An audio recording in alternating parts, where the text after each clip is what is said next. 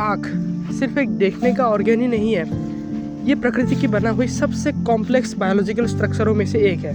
और जितने भी स्पीशीज़ हम आज तक ढूंढ पाए हैं, जो कि साइंस के मुताबिक 1.7 लाख स्पीशीज़ या फिर 1.8 लाख स्पीशीज़ हम आज तक ढूंढ पाए हैं, उस स्पीशीज़ में से होमो सेपियंस जो ह्यूमंस को दर्शाता है, वो ह्यूमंस की आंखें आज तक सबसे कॉम्प्लेक्स बायोलॉजिकल स्ट्रक्चरों में से एक मानी गई है हमारी पूरी दुनिया तक। लेकिन अगर हमारी आंखें इतनी कॉम्प्लेक्स और इतनी पावरफुल चीज़ है, तो हम सिर्फ 400 से लेकर 770 नैनोमीटर्स तक की वेवलेंथ को ही क्यों देख सकते हैं।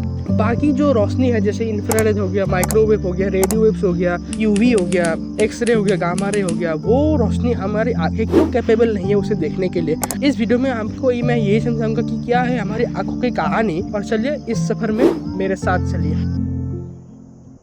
हमारी आँखों के अंदर रेटिना नाम का एक पार्ट होता है जो कि हमारी विजिबिलिटी के लिए बहुत महत्वपूर्ण होता है।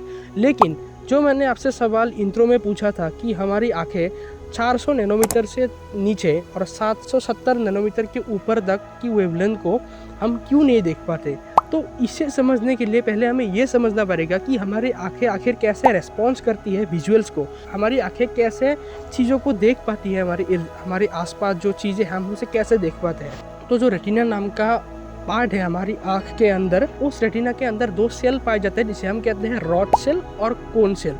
और ये दोनों जो सेल्स हैं, इन दोनों सेल के अंदर पाए जाते हैं एक प्रोटीन का मॉलिक्यूल जिसे हम कहते हैं ऑप्सिन। और इन ऑप्सिन प्रोटीन मॉलिक्यूल के अंदर भी एक रेटिनल नाम का एक और स्मॉल मॉलिक्यूल होता है जो कि मेनली विटामिन ए से बनता है, जिसे हम क्रोमोफोर भी कहते हैं। तो रेटिनल एक 11 कार्बन का एक लॉन्ग चेन है जो कि सिस फॉर्म में हमारी ऑप्सिन प्रोटीन के अंदर रहता है। सिस फॉर्म और ट्रांसफॉर्म, ये दोनों इंपॉर्टेंट चीज़ें हमारी आँखों की मॉलिक्यूलर केमिस्ट्री को समझने के लिए। तो जब तक कोई भी रोशनी हमारी आँखों के अंदर नहीं पहुँचती, तब तक ये जो रेटिनल है जो कि 11 कार्बन का एक कंपाउंड है, वो सिस फॉर्म में ही रहता है। और वो जो सिस फॉर्म में रहता है, वो सिस फॉर्म ऑप्सिन प्रोटीन के अंदर आसानी से फिट हो जाता है। इसके कारण एक स्टेबिलाइजेशन बना रहता है आँखों के अंदर, जब हमारी आँखों में कोई भी रोशनी जा नहीं रहती है। पर जब हम आंखें खोलते हैं, जैसे हम आंखें बंद था तो डार्कनेस था, हमारी आंखों के अंदर रोशनी नहीं जा पा रही थी, वहाँ पर कार्बन के जो मॉलिक्यूल्स है वो सिस फॉर्म में थे। जब हमने आंखें खोली, आंखें खोलने के बाद जो रोशनी आई, इमेजिन करो एक फोटोन को, अगर मैं एक एग्जांपल लूँ, एक फोटोन की पार्टिकल किसी भी सोर्स से आ रही है और मेरे आंखों के अंदर गया, और वो आंखों के अंदर जाने के बाद जब वो रेटिना में टकराया, रेटिना ने टकराने के बाद जो रेटिनल के 11 कार्बन के सिस फॉर्म थे, वो सिस फॉर्म कन्वर्ट हो जाते हैं ट्रांसफॉर्म में।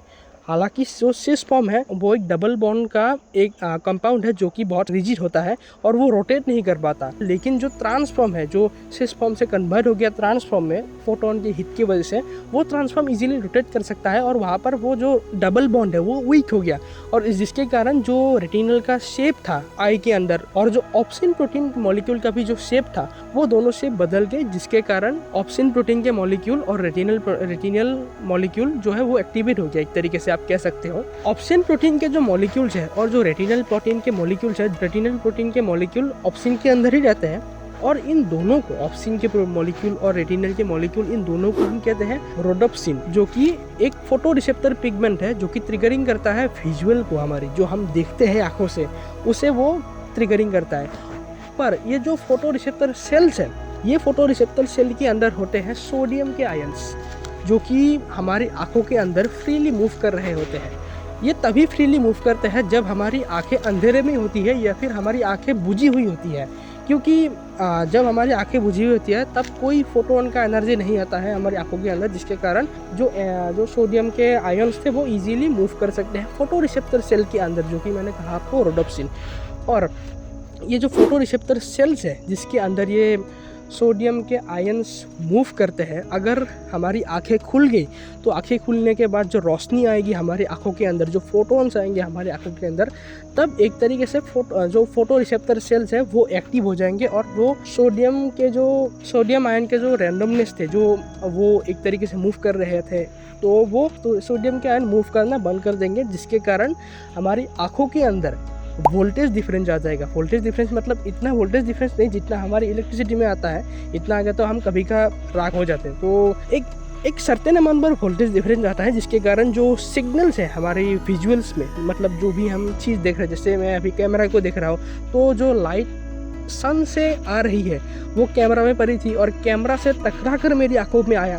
तो ये टकराने से बाद जो कैमरा से मेरी आंखों तक लाइट आ रही है, ये लाइट मेरी आंखों के अंदर जो फोटो रिसेप्टर पिगमेंट्स है ये एब्जॉर्व करते हैं। एब्जॉर्व करने के बाद हमारे आंखों के एंड पॉइंट पर एक ऑप्टिक नर्व नाम का एक नर्व होता है, जो कि रेस्पॉन्सिबल होता है हमारे विजुअल सिग्नल्स को ब्रेन तक पहुंचाना। और जो वोल्टेज चेंज होता है सोडियम आयन के मूवमेंट के स्टॉप होने के कारण, वोल्टेज डिफरेंस आने के बाद वहाँ पर जो सिग्नल्स जो मिल रहे थे, जो कि हमारे ऑप्टिक नर्व हमारे ब्रेन तक ले जा रहा था, जो विजुअल सिग्नल्स हम पा रहे थे, वो विजुअल सिग्नल्स इलेक्ट्रिकल सिग्नल्स में जा रहे थे, क्योंकि वोल्टेज डिफरेंस आ गया। वोल्टेज डिफरेंस मतलब इलेक्ट्रिकल सिग्नल, इलेक्ट्रिसिटी का जन्म हुआ। तो हमारे आंखों में जो फोटो रिसेप्टर सेल के जो मॉलिक्यूल्स थे, उन मॉलिक्यूल के अंदर एटम्स थे, एटम के अंदर इलेक्ट्रॉन्स थे, जो कि एलिमेंट्री मटेरियल है, जो फर्दर डिवाइड नहीं हो सकते हैं। आज तक हम यही जान पाए हैं।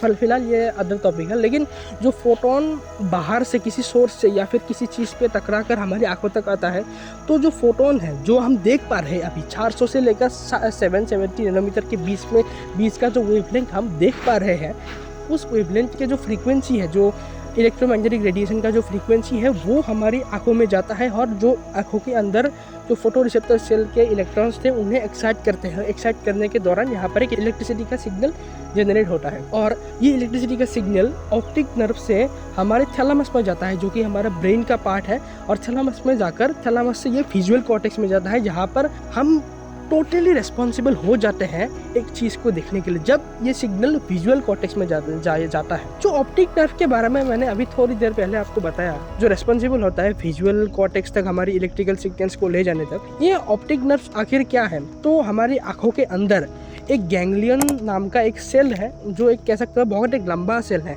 और उस लंबे सेल के एक तरीके से वो वायर की तरह है, जो कि तार होता है ना, वो तारों की तरह है, और उसी वायर के कारण एक ऑप्टिक नर्व का जन्म होता है। हमारी आंखों के पीछे एक स्पॉट होता है, जो कि मैं आपको डायग्राम में दिखा दूंगा। तो ये गैंग्लियन सेल ही रेस्पॉन्सिबल होते हैं ऑप्टिक नर्व को जन्म देने के लिए। मगर ये सब जो होता है, जो फोटोन एनर्जी हमारे आंखों के अंदर आता है, हमारी आंखों के जो फोटो रिसेप्टर पिगमेंट्स है वो रिसीव करते हैं सिग्नल्स को, और बहुत सारी ऐसे चीज़ें होती है कि कैसे वो कैसे रिसीव करती है, जो कि मैंने अभी आपको समझाया कि सिस फॉर्म से कार्बन के जो स्ट्रक्चर है वो ट्रांसफॉर्म में बदल जाती है, जिसके कारण हमारी आंखें ये सिग्नल्स को विजुअल कॉर्टेक्स तक पहुंचा सकती है। तो ये सब बहुत ही कम समय में होता है। 10⁻13 सेकंड में ये सब काम हो जाती है, पूरी फट से हो जाती है।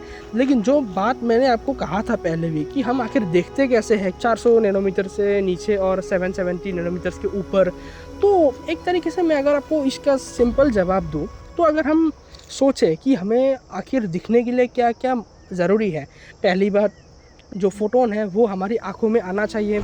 दूसरी बात, हमारे जो बायोलॉजिकल फैक्टर्स है, जो सिस फॉर्म से लेकर ट्रांसफॉर्म कार्बन एटम के हो जाते हैं, जिसके कारण हमारी जो फोटोन एनर्जी आ रही है हमारी आंखों तक, वो फोटो रिसेप्टर एक तरीके से हमारी विजुअल कॉर्टेक्स तक ले जाती है, जो रिस्पॉन्सिबल हो, जिसके कारण हम एक चीज़ को देख सकते हैं। पर अगर कोई भी लाइट 400 नैनोमीटर से नीचे का हुआ, जैसे अल्ट्रा वायलेट रे हो गया, एक्सरे हो गया, गामा रे हो गया, तो ये सब रोशनी हमारी आंखों को परमानेंटली डैमेज कर सकती है। क्यों? क्योंकि जो यूवी, अगर मैं बात करूँ यूवी की, तो अल्ट्रा वायलेट जो रे है, अल्ट्रा वायलेट रे 3 टाइप की होती है, UVA, UVB और UVC। UVA को सबसे कम डेंजर माना जाता है, क्योंकि इसका वेवलेंथ हमारे 400 नैनोमीटर के आसपास ही है, जो 315 नैनोमीटर से लेकर 400 नैनोमीटर के बीच ये आता है, जो कि स्टिल डेंजर है पर कम डेंजर है। जैसे ये स्किन कैंसर जैसी बीमारी हमें कॉज कर सकती है। और अगर मैं बात करूँ UVB की, तो UVB UVA से थोड़ा और ज़्यादा की डेंजरस है, वो भी स्किन कैंसर करता है। सनबर्न जो कि एक प्रॉब्लम है, जो कि गर्मियों के मौसम में हमारी अक्सर होती रहती है, तो सनबर्न जैसी प्रॉब्लम ये क्रिएट कर सकता है, जिसका वेवलेंथ 280 से लेकर 315 नैनोमीटर तक हो सकती है। और UVC जो कि सबसे डेंजरस माना जाता है, वो बिलोंग करता है 100 से लेकर 280 नैनोमीटर तक। और ऐसे बहुत सारे, जैसे एक्सरे, गामा रे। लेकिन आप पूछोगे मुझे सवाल कि अगर भैया, अगर अल्ट्रा वायलेट रे भी है, एक्सरे भी है, गामा रे भी है, तो हम तो चारों ओर आराम से देख पा रहे हैं, है ना कि नहीं। हम चारों ओर आराम से देख पा रहे हैं, हमारी आंखों में कोई प्रॉब्लम नहीं हो रही है ना कि नहीं। तो जो अल्ट्रा वायलेट रे है वो सूरज से आती है, हमें पता है। जो नेचुरली अगर हम कहें तो वो सूरज से ही आती है, पर हमारी एटमॉस्फेयर जो है वो एटमॉस्फेयर भी कोई कम नहीं है, वो भी एक डिफेंसिव सिस्टम है हमारे अर्थ का। वो रेजिस्ट करती है मैक्सिमम अल्ट्रा वायलेट रे को। जैसे UVC जो कि बहुत डेंजरस माना जाता है, उसे वो 100% ब्लॉक कर देता है हमारा एटमॉस्फेयर। हालांकि कुछ 99% हो सकते हैं कुछ, क्योंकि परफेक्ट तो कोई भी चीज़ नहीं है ना कि नहीं। तो अप्रॉक्सीमेट 100% तक UV रे जो है वो ब्लॉक होती है एटमॉस्फेयर से। UVB थोड़ा कम होता है, लगभग 80% 90% वो भी ब्लॉक हो जाता है। और जो UVA है वो पार्शियली होता है, मतलब वो उसका आधा ब्लॉक होता है, आधा आता रहता है। अगर UVA भी स्टिल कम डेंजर है, अगर वो भी आ सकता है, UVB का भी और UVC का भी एकदम थोड़ा पार्ट भी अगर आ सकता है और हमारी आंखों तक अगर पहुंच सकता है, तो हमारी आंखों में ये महसूस क्यों नहीं हुआ। तो हमारी आंखों में भी डिफेंसिव सिस्टम है, और डिफेंसिव सिस्टम के पहला रोल निभाता है हमारा कॉर्निया, जो कि आंख के एकदम आगे रहता है। कॉर्निया वो UV रेडिएशन के मोस्टली पार्ट को ब्लॉक कर देते हैं। जैसे UVC को वो ऑलमोस्ट ब्लॉक कर देता है, UVB को थोड़ा ब्लॉक करता है। और ऐसे ही सेकेंड डिफेंस सिस्टम है लेंस, जो कि रिमेनिंग UV लाइट्स को ब्लॉक करने में मदद करता है, जो कॉर्निया नहीं कर पाया। हमारे लेंस के अंदर भी रेटिना जो है, रेटिना के आगे भी एक पार्ट लगा हुआ है जिसे हम कहते हैं मैक्यूलर पिगमेंट।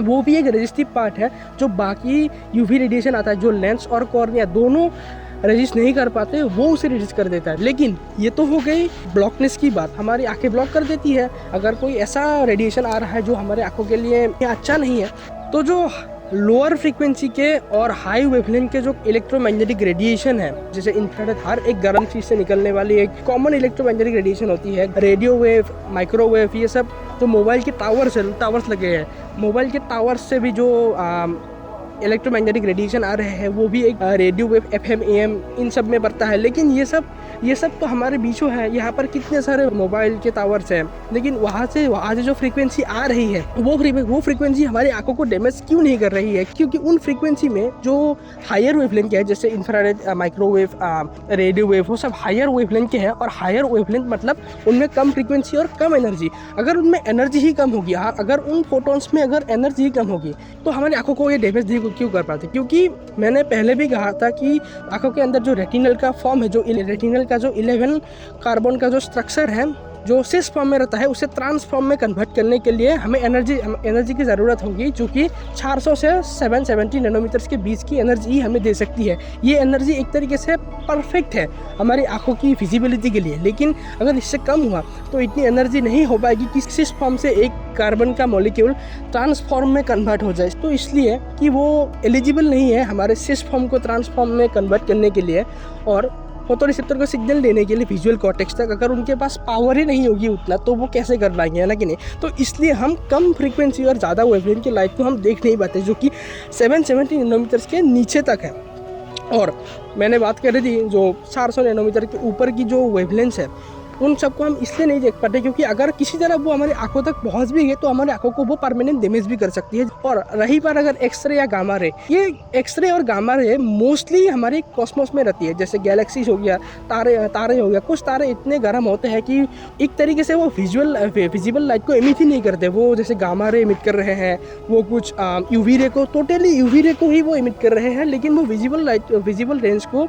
विजिबल रेंज को वो इमिट ही नहीं कर पा रहे। इसलिए ऐसे बहुत सारे तारे हैं, बहुत सारे गैलेक्सीज हैं जो हम खाली आंखों से आसपास में नहीं देख पाते हैं। हालांकि हमने कभी कभार अगर एक्सपोजर लगा के हमने तारों की फोटो लगाई होगी प्रो मोड में, हालांकि ये थोड़ा अदर कॉन्सेप्ट है, तो हमें जो तारे दिखते हैं उन तारों के अलावा भी बहुत सारे ऐसे तारे हैं जो हमारे खाली आंखों से, या फिर कैमरा जो हमारा नॉर्मल कैमरा है वो भी एबल नहीं है उसे देखने के लिए। मैंने पहले भी कहा था कि विज्ञान हमें ऐसे बहुत सारी चीज़ें दे चुका है, जैसे JWST हो गया, James Webb space telescope, Hubble telescope हो गया, हमारा इवेंट होराइजन टेलीस्कोप हो गया, जो कि डिफरेंट इलेक्ट्रोमैग्नेटिक रेडिएशन की चीज़ों को भी ढूंढ सकता है। जैसे कुछ तारे हो गए जो कि बहुत गर्म है, जैसे मैंने पहले भी कहा है ना कि नहीं, तो वो उन सब में हम खाली आंखों से नहीं देख पाते, पर ऐसे बहुत सारे इंस्ट्रूमेंट हमें वो दिखा सकता है। तो हमने मोटा मोटी तौर पर ये हमने समझ लिया है, तो हमारी आंखें क्यों कैपेबल नहीं है 700 नैनोमीटर के ऊपर और 400 नैनोमीटर के नीचे देखने के लिए। तो अगर यहीं पर मैं वीडियो ख़त्म, अगर आपसे एक क्वेश्चन पूछूं कि अगर सन से रोशनी आ रही है जो कि 400 से लेकर 770 नैनोमीटर के अंदर है। और वो रोशनी अगर हमारी आँखों में टकराए और आँखों के अंदर जाकर जो फोटो रिसेप्टर सेल्स है उनके अंदर जो मॉलिक्यूल्स के जो एटम्स है, जो कि मैंने कहा था आपको, ऑप्सिन प्रोटीन हो गया, रेटिनल हो गया, उनके अंदर जो इलेक्ट्रॉन है उन इलेक्ट्रॉन को एनर्जी देता है। एक तरीके से एनर्जी देने का मतलब क्या हो गया, उन्हें एक्साइटेशन करता है ना कि नहीं, उन्हें उन इलेक्ट्रॉन को अपनी स्टेट से एक्साइट करता है ना कि नहीं। और वो इलेक्ट्रॉन को एक्साइट करता है जिसके कारण इलेक्ट्रॉन एनर्जी मिलती है और वो अपनी हायर स्टेट में जाता है। उसके बाद फिर से एनर्जी डिफरेंस के कारण वो नीचे भी आ जाता है। तो इस प्रोसेस में जब एक इलेक्ट्रॉन एटम के अराउंड एक्सीलरेट कर रहा होता है, जो कि वेक्टर क्वांटिटी है, तब वो इलेक्ट्रॉन इलेक्ट्रोमैग्नेटिक रेडिएशन निकालता है। अगर वही सेम प्रोसेस अगर हमारी आंखों के अंदर भी हुआ है, हमारी आंखों के अंदर भी इलेक्ट्रॉन एक्साइट हुआ है, तो इसका मतलब ये हुआ कि हमारी आंखें भी कैपेबल है प्रकाश देने के लिए। तो इस क्वेश्चन का जवाब आप मुझे कमेंट में बताना कि आपको क्या लगता है कि हमारे आंखें भी क्या एक तरीके से लाइट का सोर्स है, कि हमारी आंखों से भी रोशनी निकलती है। जैसे कि बहुत सारे साइंस फिक्शन मूवीज़ में देखते हैं कि हमारे किसी आंखों से भी लाइट जलती है, तो क्या हमारी आंखों से भी लाइट जलती है, या आप मुझे कमेंट करके बताइए। और थैंक यू। अगर आपको इस वीडियो से कुछ भी नया सीखने को मिला, कुछ भी नया जानने को मिला, तो मेरे चैनल को सब्सक्राइब करना मत भूलिएगा, ताकि ऐसे ही मैं मज़ेदार वीडियोज़ आपके लिए बनाते रहूँ, आप तक पहुँचाते रहूँ नई नई साइंस की नई नई टॉपिक्स के बारे में। तो यही थी आज की कहानी। मिलते हैं किसी दूसरे कहानी पर।